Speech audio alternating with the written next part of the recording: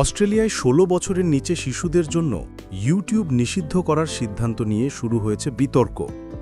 দেশটির নতুন আইন অনুযায়ী আগামী ১০ ডিসেম্বর থেকে ১৬ বছরের কম বয়সীরা ইউটিউবে কোনো অ্যাকাউন্ট খুলতে পারবে না। এমনকি বর্তমানে থাকা অ্যাকাউন্টগুলো স্বয়ংক্রিয়ভাবে বন্ধ হয়ে যাবে।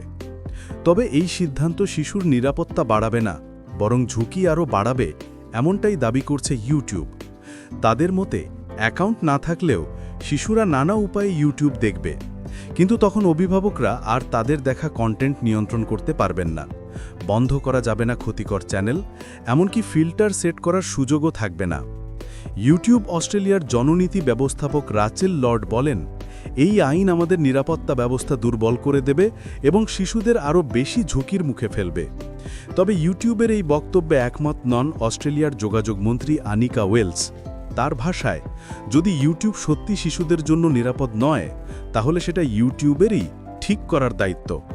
তিনি আরও বলেন, আধুনিক শিশু কিশোররা এখন অ্যালগোরিদমের ফাঁদে আটকে পড়ছে, যেখানে ঘন্টার পর ঘন্টা তারা মনোযোগ নষ্ট করা কন্টেন্ট দেখতে বাধ্য হচ্ছে। নতুন আইন সেই অ্যালগোরিদমিক কারাগার থেকে তাদের মুক্ত করার প্রথম ধাপ।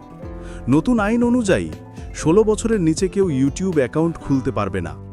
ইউটিউব কিডস এই নিষেধাজ্ঞার বাইরে থাকবে এবং আইন ভাঙলে প্ল্যাটফর্মকে দিতে হবে সর্বোচ্চ $4.95 কোটি অস্ট্রেলিয়ান ডলার জরিমানা। অস্ট্রেলিয়ার ইতিহাসে শিশুদের অনলাইন নিরাপত্তা নিয়ে এটাই সবচেয়ে বড় পরিবর্তন। তবে এই সিদ্ধান্ত সত্যিই নিরাপদ ভবিষ্যৎ আনবে, নাকি তৈরি করবে নতুন আরেকটি জটিলতা, তা জানতে অপেক্ষা করতে হবে সময়ের। এমন আরও টেক আপডেট পেতে টেক ওয়ার্ল্ডের সঙ্গে থাকুন।